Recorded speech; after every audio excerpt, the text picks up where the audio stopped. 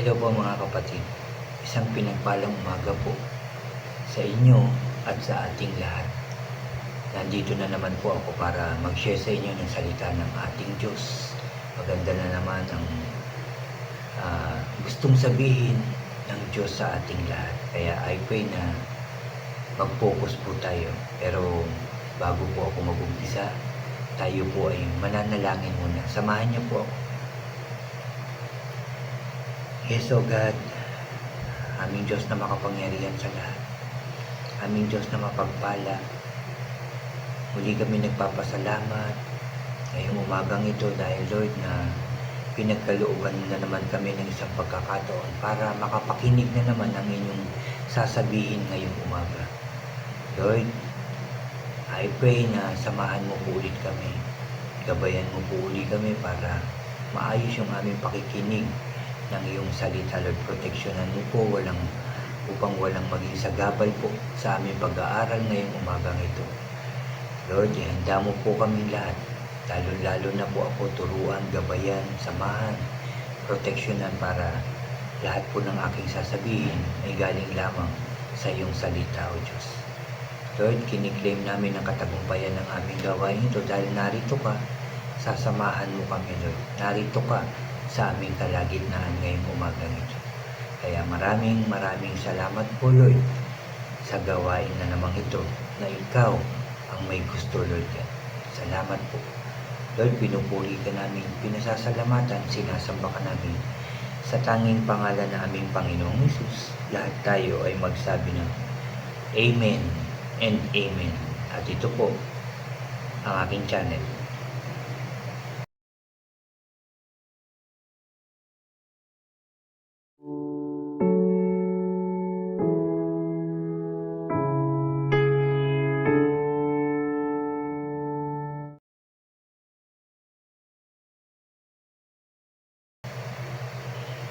Hello po ulit mga kapatid, ulitin ko na naman, isang pinagpalang umaga po sa ating lahat dahil talagang pinagpala tayo ng Diyos dahil makakapakinig na naman tayo ng kanyang salita.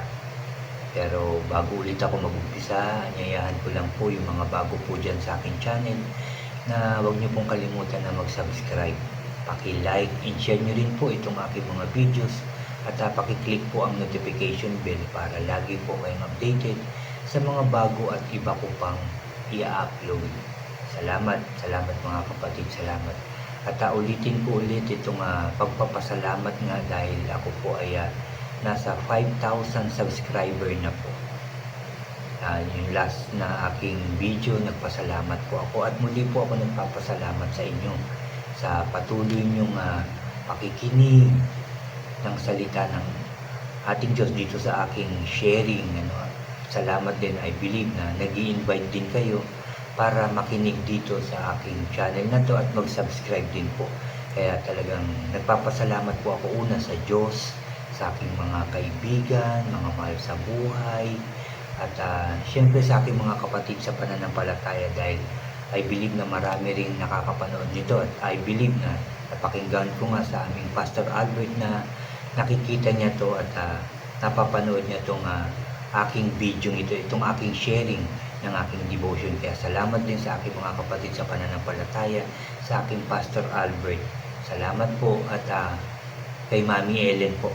Salamat din sa kanyang mga kaibigan din na ini-invite niya para makinig nito, para mag-subscribe po sa aking channel. Salamat sa Diyos at maraming salamat po sa inyong lahat. God bless po sa inyong lahat. At dito nga po sa aking sharing ngayon, dito sa Jeremiah chapter 33 po yung aking isi-share sa inyo.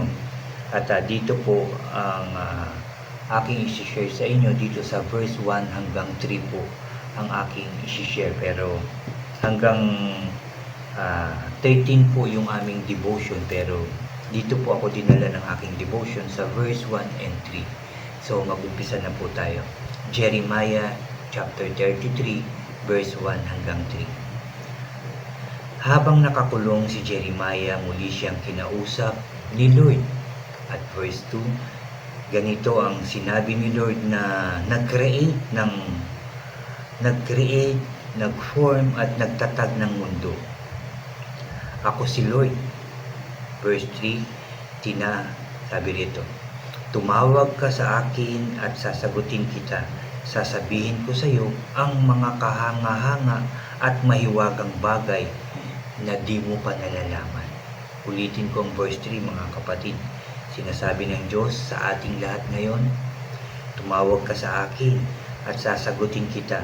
Sasabihin ko sa iyo ang mga kahanga-hanga at mahiwagang bagay na di mo pa nalalaman. Amen and amen. Salamat sa pagkakabasa ng salita ng ating Diyos. Dito si Prophet Isaiah ay muling kinausap ng ating Diyos. Marami sa kanyang sinabi at unang-una nga itong sinabi sa verse 3 na tumawag ka sa akin. Ibig sabihin manalangin ka, lumapit ka, magtiwala ka sa akin at sasabihin ko sa iyo ang mga bagay na kahanga-hanga na hindi mo pa nalalaman. Tayo rin mga kapatid, dito sinasabihan din tayo ng Diyos na mag-desire din tayo. Manalangin din tayo ng manalangin. Humingi ng wisdom, knowledge sa Diyos at hilingin din natin na ituro din sa atin ng Diyos yung mga hindi pa natin nalalaman ng mga katotohanan, yung para lubusan natin siyang makilala, yung mga kamangha-mangha niyang ginawa, mga hiwaga noon, yung mga bagay na hindi talaga natin pa nauunawaan, lalong-lalo na yung mga bagay na hindi natin alam. Marami, no?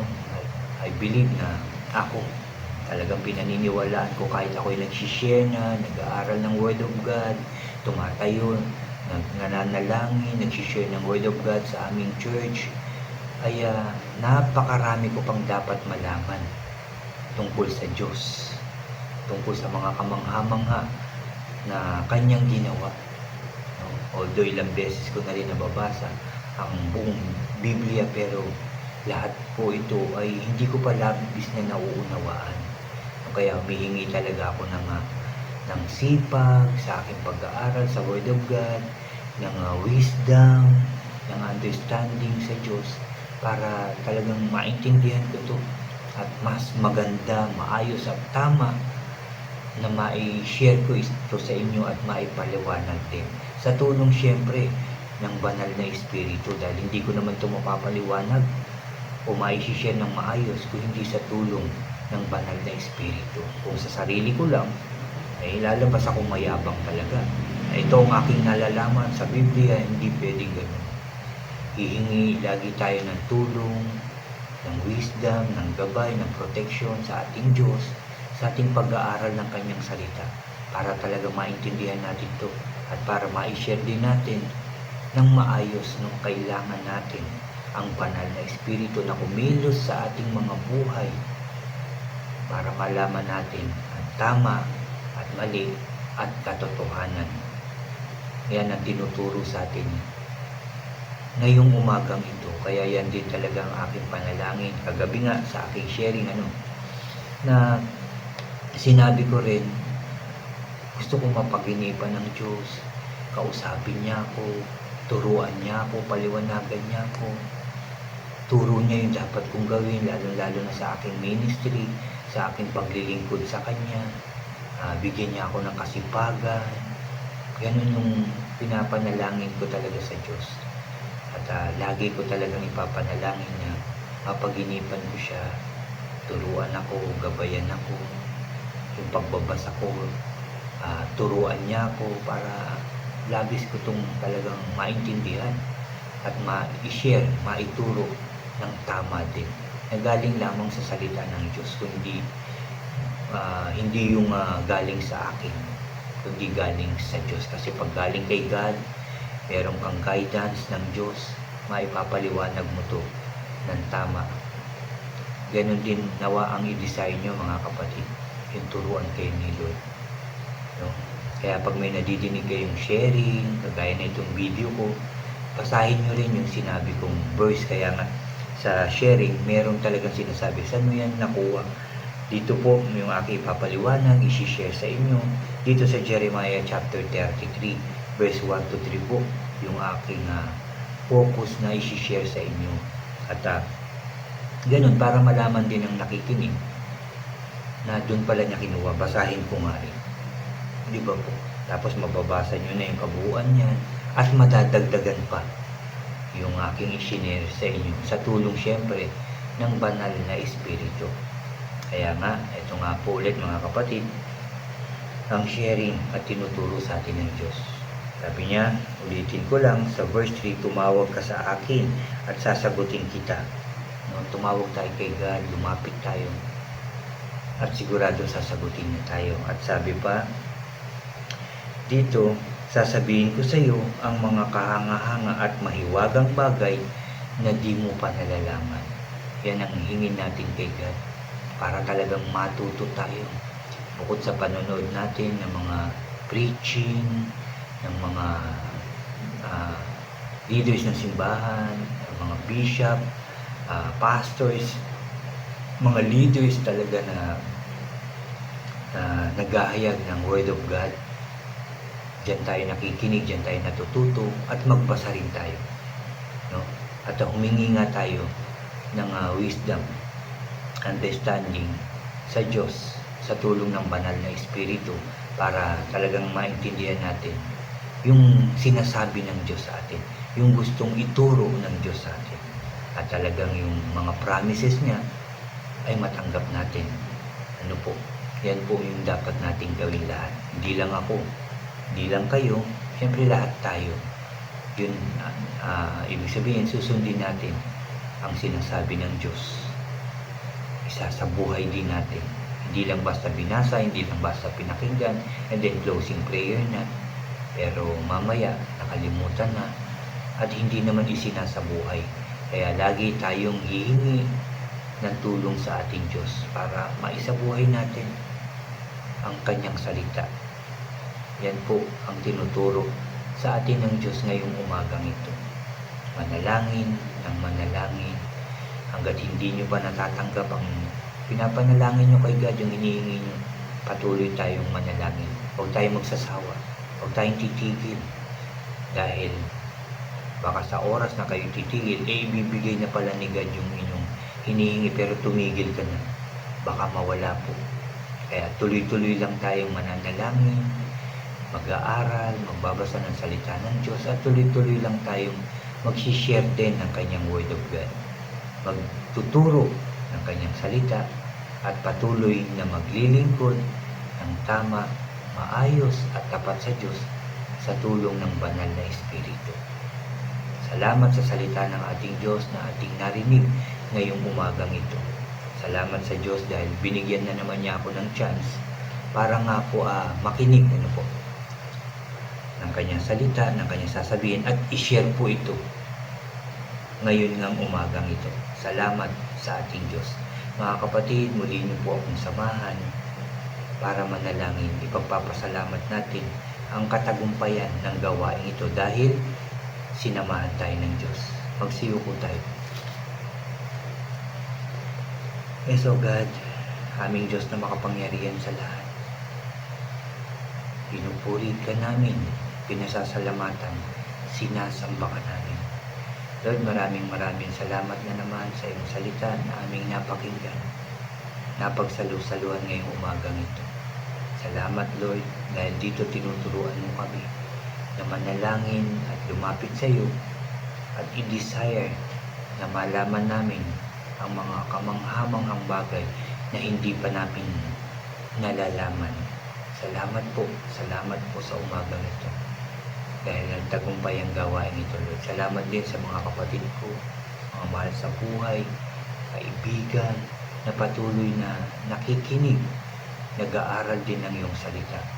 At sa channel kong ito na ikaw ang may gusto at may gawa, Lord, salamat po. Dahil nakakapaghayag po ako ng iyong salita. Salamat, Lord. Salamat, Jesus. Salamat, Holy Spirit. At pinagpapasalamat ko, Lord God, yung mga blessings na ipinagkakaloob mo sa aming lahat sa pamamagitan ng aming pagsunod sa iyo, pagtitiwala pananampalataya sa iyo.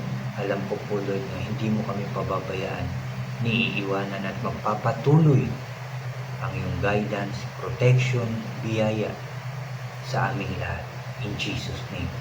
In Jesus' name. Kaya maraming salamat po ulit Lord sa pagkakataong ito at sa mga pagkakataong pang ipagkakaloob mo sa amin para malaman yung gusto kong sabihin sa amin. Salamat po. Salamat po. Thank you Father God. Thank you Jesus. Thank you Holy Spirit. At muli Lord, salamat sa pag-ayos mo ng aming mga buhay, sa pag-ayos mo ng aming pamilya, ng aming lugar at bansa. Ikaw ang nag-aayos ng lahat dahil ikaw lang ang makagagawa ng mga bagay na hindi kayang gawin ng tao. Dahil sa iyo, O Diyos, walang imposible. Kaya thank you Lord, thank you Jesus, thank you Holy Spirit. Salamat po. Salamat po. Pinupuri ka namin, pinasasalamatan, sinasamba ka namin. Sa iyo lamang ang pinakamataas na papuri at pagsamba. Sa tanging pangalan ng aming Panginoong Jesus na aming tagapagligtas, lahat tayo ay magsabi ng Amen, Amen, and Amen. Believe na narinig ng Diyos ang ating panalangin ito at ito'y tutugunin niya na sa pangalan ng ating Panginoong Jesus. Salamat sa inyo mga kapatid. Magpatuloy tayo, mag-aral, mag-share ng kanyang salita. Huwag tayong titigil, huwag tayong ihinto dahil hindi naman tayo pababayaan ng Diyos. God bless po sa inyong lahat at God bless po sa ating lahat.